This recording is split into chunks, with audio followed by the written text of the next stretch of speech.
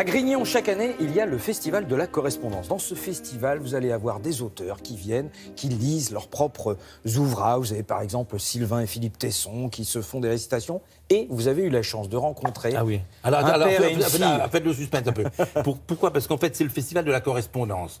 La correspondance, il y a un écrivain majeur de la littérature française qui s'appelle la Marquise de Sévigné, qui n'a écrit que des lettres. Le principe de ce festival de Grignan, de la correspondance de Grignan, il date de 1996, donc 22e édition cette année, c'est d'étudier, de parler, de raconter la lettre, parler de la correspondance, des écrits. Alors, et cette année, chaque année un thème différent. Bruno Durieux, qui en est l'ancien ministre, qui en est le président, le maire, a voulu que ce fût cette année consacré aux lettres de famille, c'est-à-dire les familles qui s'écrivaient sous le principe donc de la fameuse marquise de Sévigné, qui écrivait à sa fille, la comtesse de Grignan, qui habite le château, un château magnifique qui domine la ville. D'où d'accord le rapport entre Philippe et Sylvain Tesson. Voilà, et la marquise de Sévigné, vous savez, elle est enterrée dans la collégiale de Grignan, qui est un lieu magnifique, bleui par la lavande, embaumé par les criquets. C'est un endroit délicieux, Grignan, magnifique et vraiment à croquer.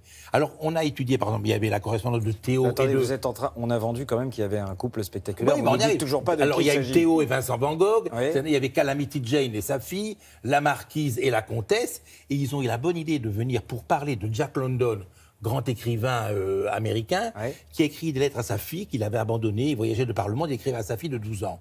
On a eu l'idée de le faire venir pour raconter, pour lire les lettres. Qui? Richard Boringer et sa fille Romane. Richard Boringer, personnage magnifique, qui était spécialiste des bordées dans les pays, dans les îles sous le vent, qui maintenant s'est acheté une conduite délicieuse et qui est avec sa fille Romane. Et alors, je vais vous dire, il y avait à Richard Boringer, quand on sait ce qui se passe, il y avait une question à lui poser, parce qu'on sait, la France entière l'adore. Vous allez entendre la question qui va venir vers la fin, la question que tout un chacun voulait poser à l'immense Richard Boringer. Vous allez voir comment réagit sa fille avec lui, vous allez voir. C'est très très beau et très émouvant.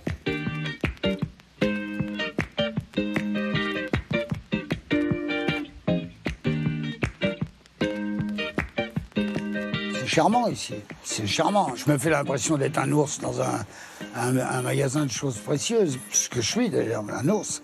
Mais voilà, c'est 3 jours magnifiques avec ma fille. C'est un festival assez formidable où justement on est hors d'un spectacle, mais on découvre des correspondances. Et la correspondance, c'est quelque chose d'assez beau qui laisse souvent découvrir des parties très intimes de gens qu'on connaît par leurs œuvres, mais peu par leurs échanges personnels.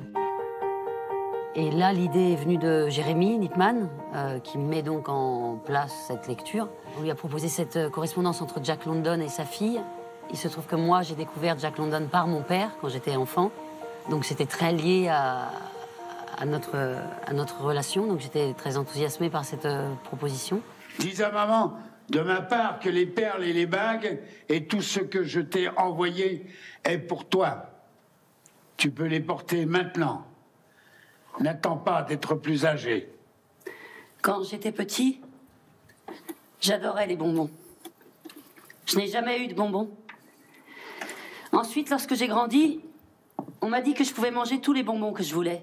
C'était une idée assez jolie, que Richard et moi puissions les dire ensemble. On a assez peu l'occasion de trouver des textes qui nous permettent de nous parler sur scène. On l'a pas fait souvent, et c'est arrivé une fois avec une pièce qu'on a jouée qui s'appelait « J'avais un beau ballon rouge ». Tu veux que je te donne un coup de main? Ah non. Laisse-moi finir ça, hein. Va faire ta guitare, toi. Là, la chose, elle est doublement magnifique pour moi. Ça veut dire Romane et London. Mais j'étais plus vieux, et mes dents s'étaient gâtées, et je n'ai jamais pu manger. J'étais nourri de London depuis plus de 60 ans, hein, donc c'est peut-être même grâce à lui que je me suis mis à écrire avec volonté et âpreté, quoi. C'est la correspondance entre ce grand homme, un grand penseur, grand batailleur, grand voyageur, dont on voit à travers ses lettres à sa fille qu'il fut un père un peu absent, assez exigeant, assez dur, mais dont l'enseignement retentira très longtemps dans la vie d'adulte de Joan London, qui à son tour deviendra, elle, une femme assez engagée, très féministe. J'ai découvert aussi son combat contre ces démons qui sont Ouais, c'est un homme qui a connu la forêt, les sous-bois, les Indiens. C'est pas un tendre, hein, c'est pas un... Simplement, il est touché, profondément touché par l'injustice, quoi. Les gens vous aiment beaucoup. Chacun sait que vous avez été très fatigué. Comment va aujourd'hui votre santé? Elle va aller comme un bateau. Elle est comme un bateau qui passe de l'eau, du courant à l'eau paisible. Il dépend des jours, il dépend de... Voilà, mais elle va. Il est là. Regardez, en chair et en os. Oui, c'est en chair. Beau comme tout, regardez. Mais on verra ça à l'automne. Merci à tout le monde. Merci de votre diligence. Alors, voilà, en pleine forme. Ils étaient mis en scène par Jérémy Lippmann. Mais moi, ça m'a même mis la larme à l'œil parce que c'était émouvant de voir. C'était émouvant, surtout mais de le voir il en va pleine bien, forme. il va bien Exactement. vraiment. On lui souhaite un bon rétablissement. Bravo. Exactement.